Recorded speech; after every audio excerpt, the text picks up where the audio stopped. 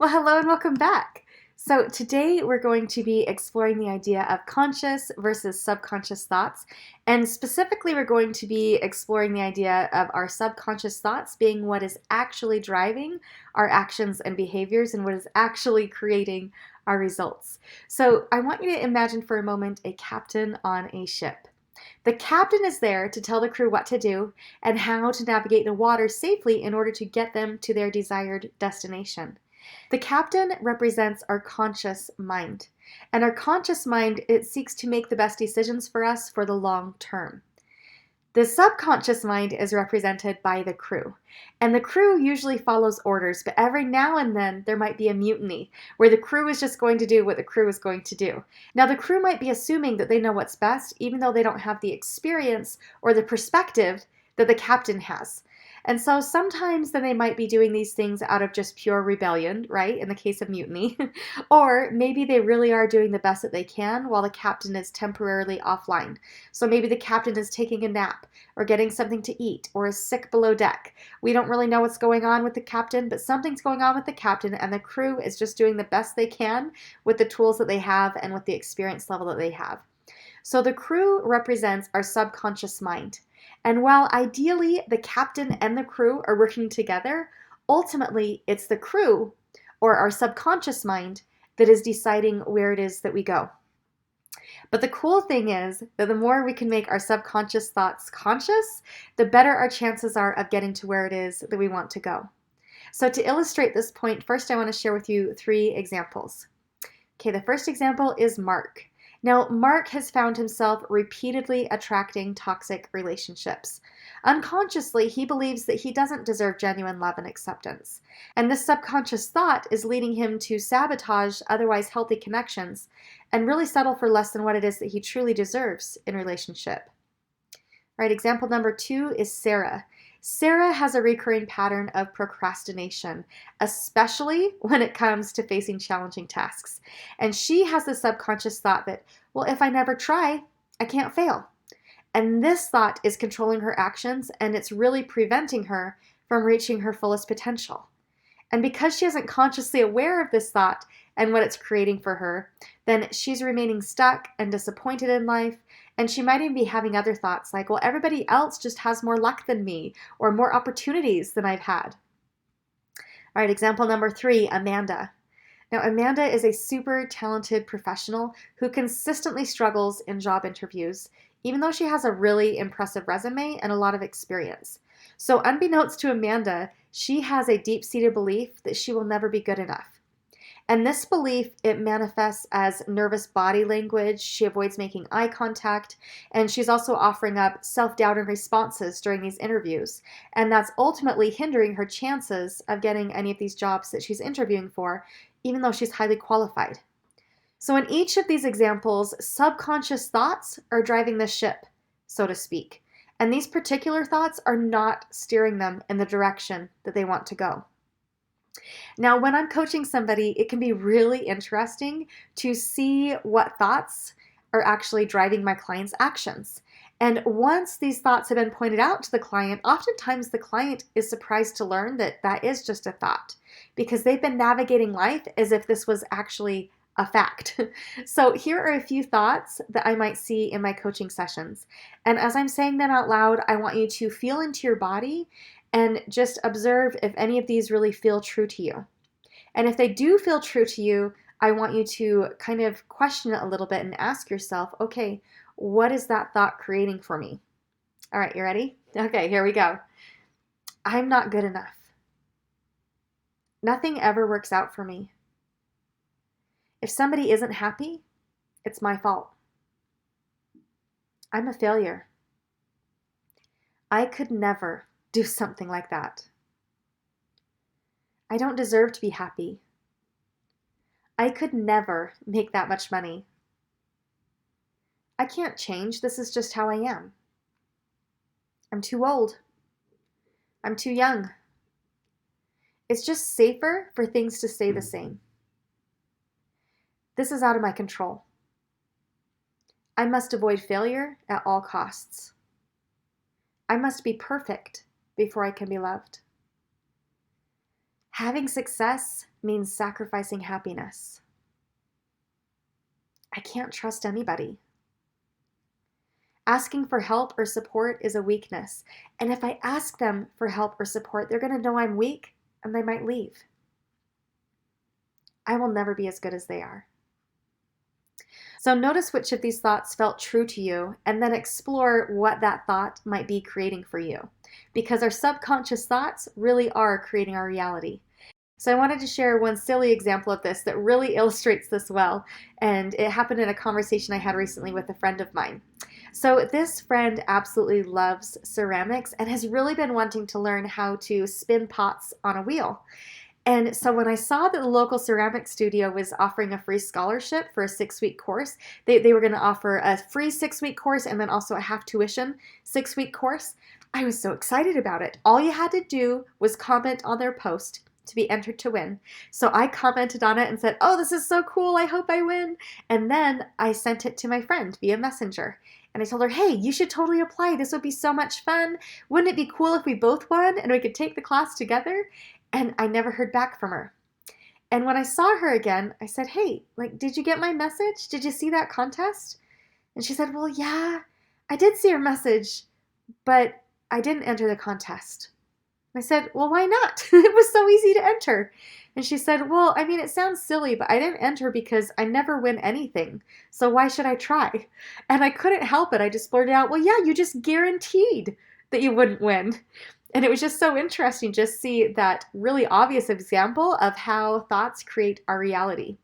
So as a side note, I did in fact win the half-price scholarship for their 6-week course. And I won all because I was willing to think the thought, why not me? I have just as good of a chance as anybody at winning. So as you're bringing these subconscious thoughts into your conscious awareness, remember that sometimes the captain is offline. We like to think that we can just always be acting through our highest mind, but that's not always the case. So sometimes the captain might be sick or sleeping or otherwise unavailable. So just notice for yourself that when you're feeling sick or tired or hungry, know that it's during those times that more than likely the subconscious thoughts are going to be sneaking in and taking over the ship. And this is normal. So give yourself some grace, take a nap, get some food, nurture yourself back to health, and just be kind to yourself until your captain mind can come back online again. And also, don't be too hard on the crew. The truth is that the crew, our subconscious thoughts, they really are very well intentioned. They're doing the best that they can. And ultimately, our subconscious is just trying to keep us safe. Our subconscious wants to keep us alive and make sure we don't experience any pain or discomfort. So for example, I'll kind of refer to the examples from earlier. With Mark, then him self-sabotaging his relationships, it was preventing him from being in any relationship at all, good or bad. And that can often feel safer than being in a relationship when you have a fear of worthiness or a fear of abandonment. Sarah's thought that if she never tried, that she won't fail, then that did in fact limit the number of failures that she was experiencing, right? If you never try, you aren't going to fail. But it was also limiting the number of successes that she was able to experience. And Amanda's fear of not being good enough, it really helps to keep her off of everybody else's radar, so then she never actually has to step out of her comfort zone to really step up in the workplace because nobody knows how awesome she is. So our subconscious is there to really keep us safe, and it really associates danger with discomfort. And so our subconscious thinks, uh-oh, you're experiencing a little bit of discomfort. You're experiencing a little bit of insecurity. This means death, essentially, right? It's like, uh-oh, this is the end of the world. Our ship is sinking. Quick, what do we need to do in order to save ourselves? But really just remind yourself that, nope, this is just what my brain's going to do, and it's okay. My brain is well-intentioned.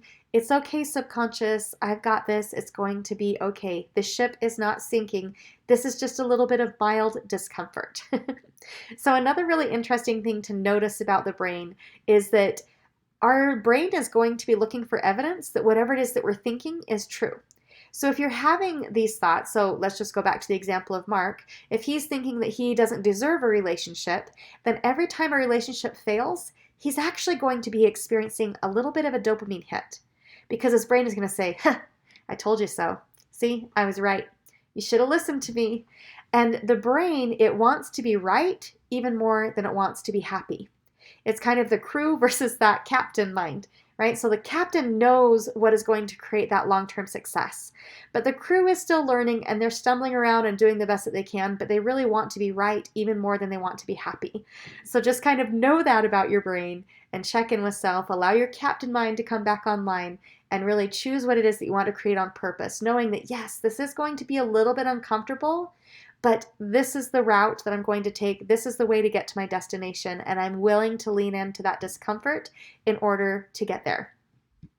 All right, so now that we know the importance of these subconscious thoughts and how they really are the ones driving the ship, how can we come to better identify these thoughts? I want to share with you my 2 favorite ways. So the first way, of course, is get coached. It can be really, really helpful to have somebody outside of you reflect back to you what it is that you're thinking and what it is that is actually creating for you. So even though I am a coach, I still get coached regularly because I know that those subconscious thoughts are pretty sneaky. And when those subconscious thoughts come in, our brain wants to look for evidence that they're true, and it doesn't want me to question it. But somebody observing me and observing what it is that I'm expressing, they can help to reflect that back to me so I can be like, oh, wait, yeah, you're right. That's not the route that I want to take. So if you have a coach, awesome. Go and book a call with them. Highly recommend. If you don't have a coach, I would love to be considered as your coach. So you can click the link in my show notes to come and find me. I would love to work with you. All right, the second way that we can identify these thoughts is to journal. Just do a thought download and then look objectively at what you wrote. I know that for me, I can type a lot faster than I can write. So I'll sit at my computer and type it up, and then I'll feel for a bit, I'll take a little break, and then when I come back, I can try to read it a bit more objectively. And as I'm reading, I try to go through and highlight what the facts are. And once the facts have been highlighted, then I can use that as a reminder to my brain that, oh, that means all the rest of this is story. And then it helps me to see a bit more clearly what that story is creating for me. So for example, maybe I'm doing a thought download on holiday parties. And maybe one of the facts is I hosted a holiday party and 4 people RSVP'd. Now that would be a fact. It could be proven and everybody would agree. They could see that, oh yes, she is hosting a party, and oh yes, I can see these responses from these 4 people that RSVP'd. That is a fact. But everything else would just be story. So for example, maybe you're writing that everybody is just so super inconsiderate. I can't believe they didn't RSVP. Or maybe you're telling yourself the story that, well, they must not like me. Or maybe they don't like holiday parties. Or maybe it was this party in particular that they just don't like. Maybe they think I'm bad at hosting parties. We have all of this story around it. And just to take a minute and remind ourselves that, nope, okay, these are the facts. And this is just story. And it's going to be okay. And isn't it interesting that I'm making it mean something about me? So notice what that would be creating for you. So if you, for example, had the belief that, well, maybe people aren't going to RSVP because they want to keep their schedule open just in case they get invited to an even better party. How is that going to be impacting how I show up as the hostess of this party? I'm probably going to be a little bit more nitpicky. I'm not going to be as engaging. I'll probably be feeling pretty down on myself. It's going to be impacting how I show up at that party, right? But if I'm just able to be like, oh, hey, they showed up. I'm so glad that you're here. Maybe I didn't get an RSVP, but I can still just be so happy that they made it. And then that's going to shift how I'm showing up in that situation. So just notice what your thoughts are and really kind of think through, okay, what is that going to be creating for me? If that is the thought that I'm believing, how am I going to be showing up in this situation? How can I activate my higher captain mind, and notice more when the super well-intentioned but not super wise subconscious mind is wanting to sneak in and try to fill in my stories for me. So for this week, do all that you can to really nurture your captain mind. Notice when you're feeling tired. Take a nap, eat some healthy food, take a break when you need it. Do whatever it is that you need to do to keep your captain mind online. And also notice that when your subconscious mind wants to take over and they want to take control of the ship again, remind yourself that, oh, isn't that sweet and well-intentioned, but I've got this. It's going to be okay. And again, if you would like some help and support learning how to better navigate your mind and choose your thoughts on purpose, come and work with me. I would love to be your life coach. So you can click the link in the show notes to apply to work with me now. And yeah, I hope you have a great week and let's talk soon. All right, bye now.